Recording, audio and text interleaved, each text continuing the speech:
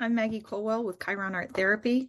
I'm an art therapist in Columbus, Ohio, in the United States. Today, I want to talk a little bit about my experience as an art therapist and answer some of your questions. I mainly work with adults. Let's talk about how art therapy is different than talk therapy. When you're activating the visual centers of your brain, it starts to make you think about things differently, and you're activating more parts of your brain. The emotional centers and the visual centers of the brain are very close together. And that's also where trauma is stored. So a lot of times people are not really able to talk about their trauma. Either they don't have words for it, or words don't do it justice. It's that whole adage of a picture is worth 1,000 words.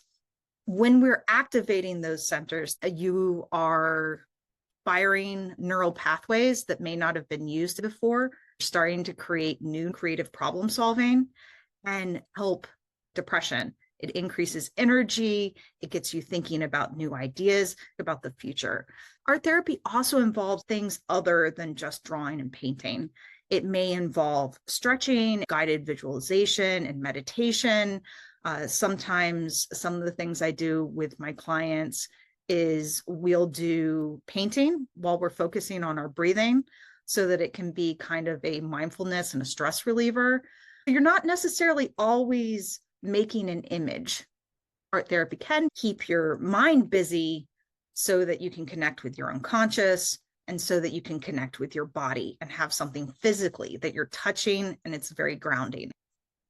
So how can art therapy help somebody who is suffering from burnout, fatigue, and dissatisfaction?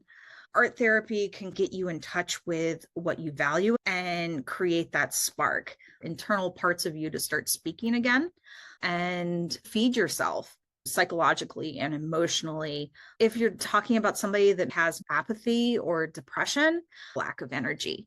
One of the things I did when I worked in inpatient acute care psychiatric hospitals was art therapy gave people a way to do something new, stimulate their brain, and increase their energy while they were waiting for their antidepressants to start working.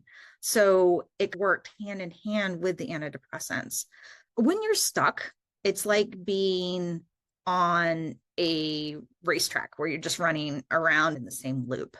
So if I set up a situation where I say, okay, let's make a map for your journey of where you want to go. And then you have to figure out, where do I want to go? What are the possibilities? Maybe there's a possibility over to the left. There's one at the top. There's one over at the right. And as you start making this up and kind of playing with it, new ideas start to come up. Children are really good at playing. That's how they learn. But we forget somewhere along the way where we get stuck in that rut. And then we have to be playful to be able to get back into that creative mode where we can think about something new.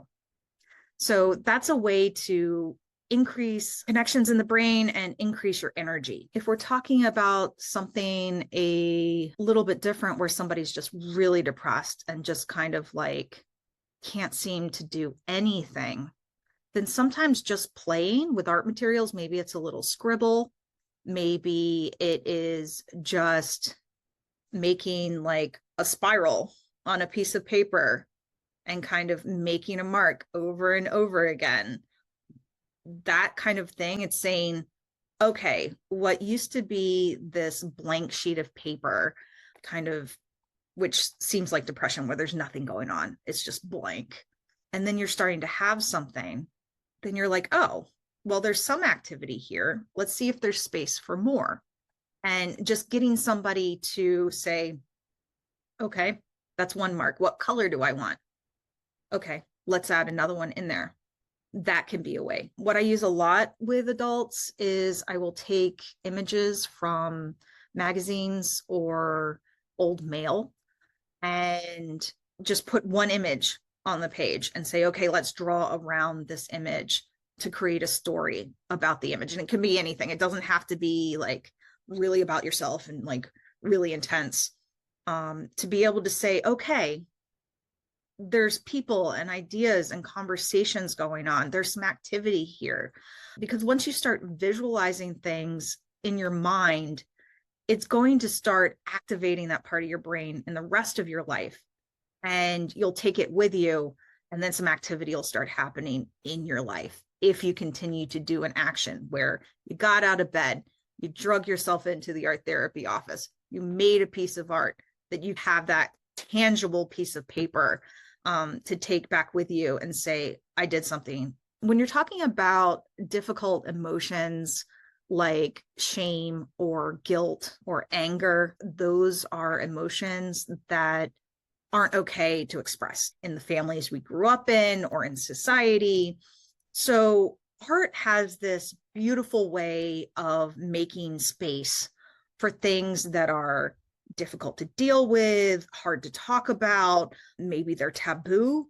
Maybe it's something ugly that you're embarrassed about, that you don't want to share, but you can put it in the art. So if you're really angry about something and you're like trying to hold it in and deal with it, making art about it gives you a place to say, this monster I'm afraid of can live here, and I can listen to this part of myself that needs attention.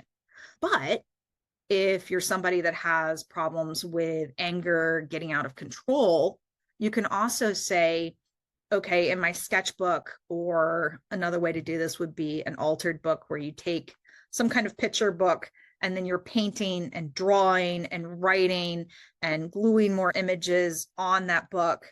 So you could make like a series of like anger paintings or anger journaling and say, okay, what does anger feel like in my body? And what does anger look like? How is anger showing up in my dreams? What are those images? And how is anger affecting my world? And do another image about that. And then you can close the sketchbook, or you can put the piece of art, you can fold it, or just shut the book and be able to say, okay, I'm giving space to this. I'm going to sit with these feelings so that I can nourish myself and I can validate how I feel, but it doesn't have to take over because I'm giving it the space while I'm in therapy or daily as part of my personal self-care, my personal practice. And because I'm feeding that part of myself, it doesn't kind of turn into a Dr. Jekyll and Mr. Hyde where it just completely takes over. So that could be another way.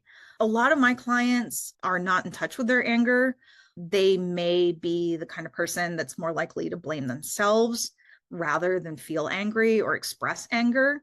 So even identifying with this feeling can be really difficult. So giving that space to experience it and get in touch with that part, that tends to release some energy too, because then it's no longer something that is showing up as depression, that they're kind of beating themselves up.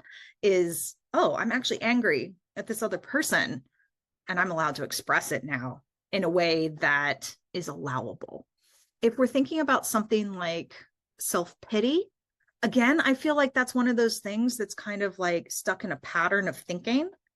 So if you start to consider, where in your life are you valuable? Or when was there a good time where you didn't feel the feeling that you're feeling now? And start to build a case for yourself. I would use Hero's Journey with this, where you start out with, if you were a superhero, what would your special powers be? What would your super suit look like? Who would your enemies be? Who would be the arch villains in your story? And kind of start to build this storyline where you're the main character of your story. And that starts to build agency and feelings that people are capable. Apply this to other parts of my life. The final one that I'm going to talk about is procrastination. And I think it would be helpful to break something down, because a lot of times there is a project that's completely overwhelming. So if we were to draw a little box and say, what is the tiniest first step? Or, rather than charting something linearly with like a calendar, of saying like, what's the little bit? And then what's the next little step? You could do that with little boxes. You could kind of do it with, it would look like rocks or like stepping stones across a river. So, like, what's the first step? What's the next step? Of just breaking things down to be able to say, what action can I take that doesn't feel overwhelming? Don't worry about the big picture. Just do things little by little and notice that as you do that, you're starting to move forward. If I draw it out now and I visualize myself stepping through this, then I'm starting to tell my brain that it's happening, and then I can apply it later on. So those are my thoughts. So thank you so much.